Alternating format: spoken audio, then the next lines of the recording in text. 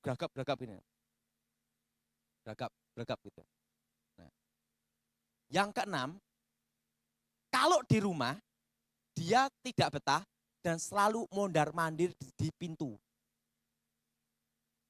Kenapa Pak Daud? Kurang kerjaan. Gelisah. Jelas? Karena mantra itu akan menguasai tapi jiwanya itu berlawanan. Makanya jadi gelisah. Itu mondar-mandir sekitar apa? Pintu. Terus itu. Bolak-balik jalan, bolak-balik jalan terus itu. Itu pasti itu, Saudara. Bolak-balik. Nah, yang ketujuh. Ini yang ketujuh. Nah, yaitu apa? Matanya itu kosong. Kena guna-guna. Itu ciri kena guna-guna. Lupa orang tua, lupa anak, lupa istri. Satu lawan satu. Nah, biasanya pasien sebelum saya bertobat itu juga ngirim supaya rumah tangga yang bersangkutan itu pecah. Nah, caranya dengan apa? Ilmu mistik menutup masa depan. Dibikin panas supaya suami istri ribut. Cirinya ada. Kalau dikirim jenis itu nanti sekitar malam Jumat itu ada sebaran pasir di sekitar jendela itu. Pss. Itu untuk mecah rumah tangga. Selalu pasien yang minta saya sebelum bertobat, selain dia minta guna-gunai suami orang, dia juga minta memecah rumah tangga orang. Nah itu pasir menyebar. Tapi tidak ada pasirnya. Kalau sereng dor, itu mercon.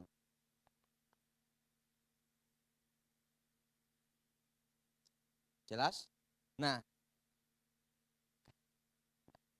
kadang orang itu cari jalan pintas. Begitu suaminya kena, cari dukun lain yang lebih ahli. Ingat, dukun lawan dukun, ini bukan jalan keluar. Ingat, menjadi apa? Benih apa? Bibit dari mantra. Memang tergantung kuat dukun yang mana. Tapi itu hanya berlaku 7 tahun. Setelah 7 tahun, maka mantra yang menguasai dirinya menjadi orang baik itu karena dikendalikan oleh ilmu mistik. Jadi kayak robot aja. Nah, semua mistik itu paling lama bertahan itu 7 tahun. Bahkan ada yang 3 tahun, ada hanya 2 tahun, ilmu tidak bisa digunain lagi. Nah, tetapi akibatnya ini berbahaya. Mantra itu menjadi bibit mantra.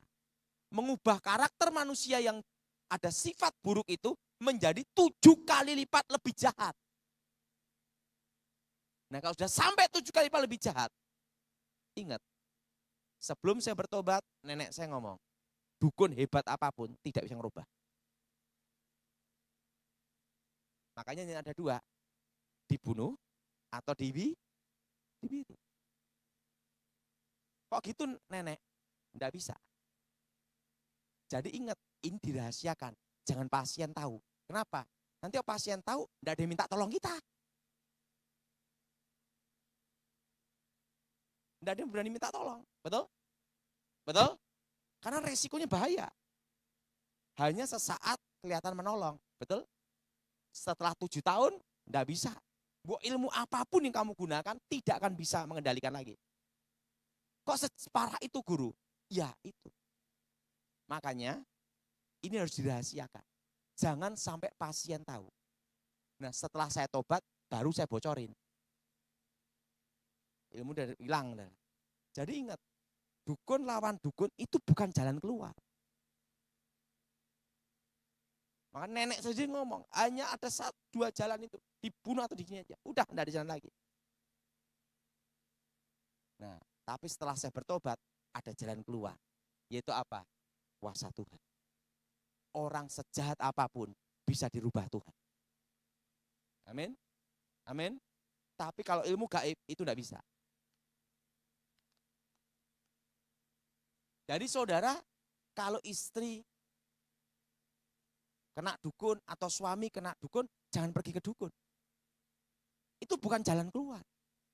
Itu hanya sesaat. batas maksimal 7. Setelah 7 tahun, dia jadi setengah setan. Udah setengah setan, susah. Kalau dulu saya belum bertobat, jadi setan. Nah, makanya saya tuh enggak pernah, ya saya ini seumur hidup sebelum bertobat ya, enggak pernah kenal dugem. Karena saya hanya diajar dulu dari kecil, bunuhin orang aja. Bagaimana bunuh orang tanpa jejak, nah itu ahli saya. Menghilang jejak, nusuk, sep, cara untuk ngilangin jejak, nyantet orang, nyetop jantung, nah itu saya bidangnya. Kalau dugem saya enggak tahu. Tapi kalau ilmu guna-guna saya tahu. Nah, ilmu guna-guna ini kalau kena seseorang, akibatnya seperti itu. Nah, bagaimana cara melepaskannya? Ini yang penting, betul? Betul? Apalagi kena yang susuk jenis kemaluan, susah lepas itu. Karena korbannya itu kayak orang terkena narkoba, terbayang-bayang terus. Sekalipun dia pindah luar negeri, enggak bisa lepas itu.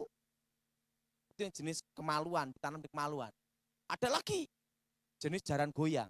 Tapi kalau jenis hanya jimat, susuk, yang ditanam di wajah, itu nyebrang luar pulau atau luar negeri, ada batas teritorial.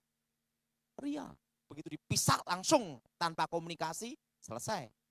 Karena apa? Setan ini mau ke sana juga harus izin. Jelas?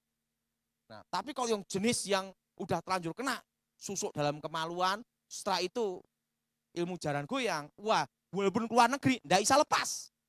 Dia terngiang terus, karena yang dikena itu batinnya. Jelas? Yang kena apa, saudara?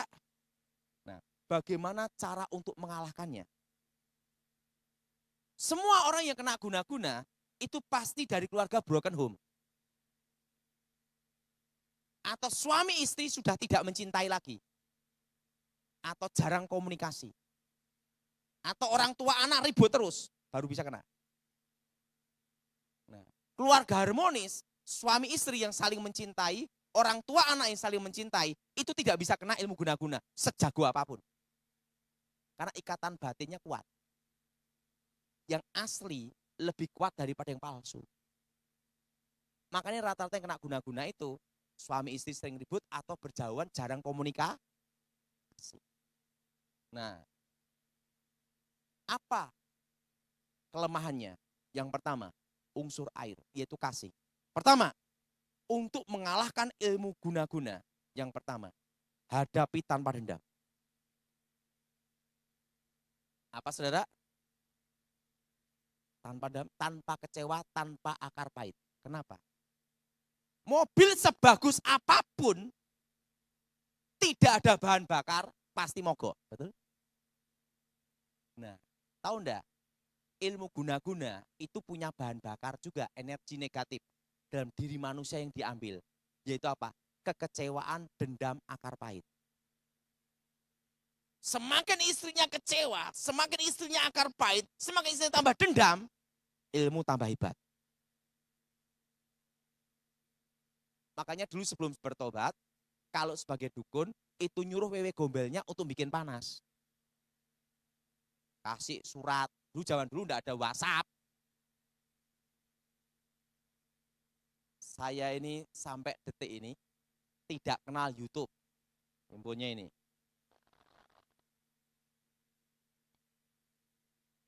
Suatu kali saya difitnah ngisi sesuatu hal di YouTube sama di Facebook sama WhatsApp. Saya ngomong, wong ngetiknya aku bingung ya. Saya itu sampai detik ini tidak tahu YouTube, tidak tahu Facebook, komputer juga enggak tahu. Saya hanya bisanya telepon, SMS, telepon, SMS. Suatu kali ada nelpon saya, Pak Daud, tak WhatsApp loh, kok belum masuk loh? Oh, aku enggak punya WhatsApp.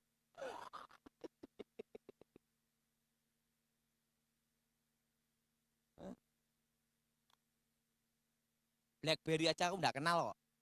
Kenapa? Ya saya sering dikasih sama temen Samsung, apa macam-macam. Bingung. Malah tak kasihkan teman lain. Kenapa? Lah aku daripada bingung. Nah, Biasanya kalau zaman saya sebelum bertobat, telepon gelap.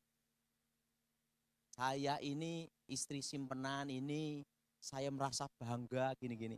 Supaya istrinya apa? Ngamuk. Bila perlu telepon anaknya, saya mau jemput kamu, karena aku nanti mau bakal jadi ibu tirimu. Wah, kan tambah ribut. Nah, memang sengaja. Kenapa sengaja? Karena semua mistik harus ada energi negatif dalam tubuh manusia. Dan itu adalah dari apa? Kekecewaan dan dendam. Kenapa ibu ini tadi bisa mengalahkan ilmu mistik sehingga suaminya balik? Dihadapi tanpa dendam.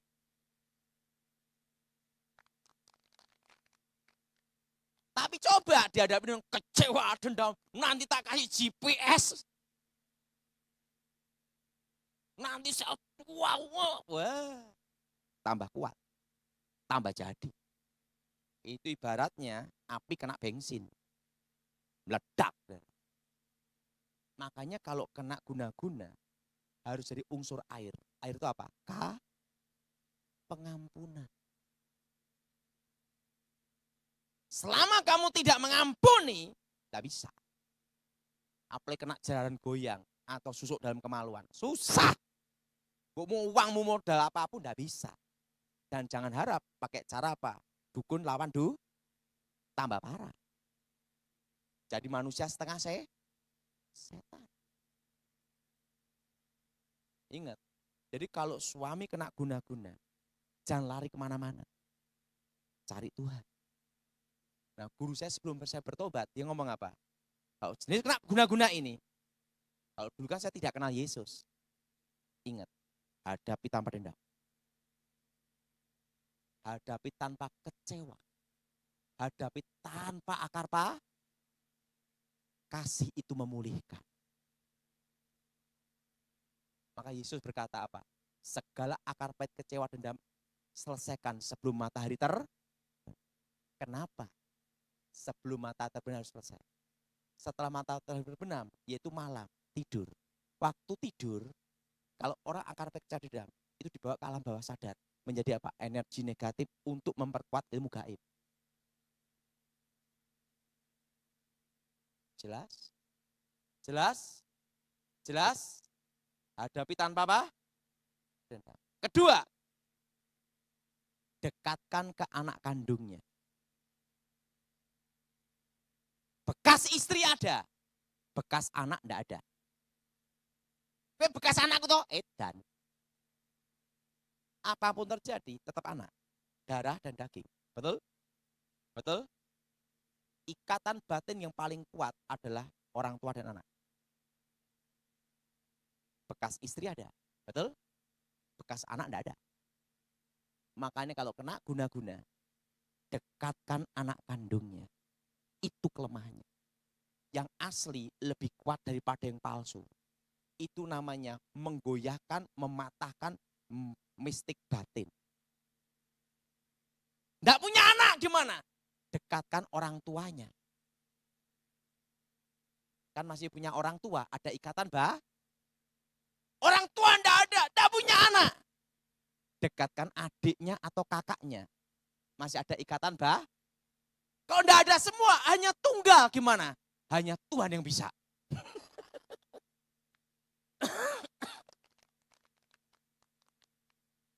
Saya pernah tanya sama guru saya sebabnya. Guru, anak enggak punya, adik enggak punya, kakak enggak punya. Orang tua udah mati semua, gimana? Ya Gusti Allah. Tuh guru saya ngomong gitu. Dekatkan yang berhubungan darah. Itu ilmu pelet kelemahannya di situ. Jelas? Jelas? Jelas? Nah, yang berhubungan darah itu ada namanya ikatan Nah, itu kalau didekatkan, itu akan jadi goyah. Karena apa? Ketemu sama yang aslinya. Jelas? Jelas?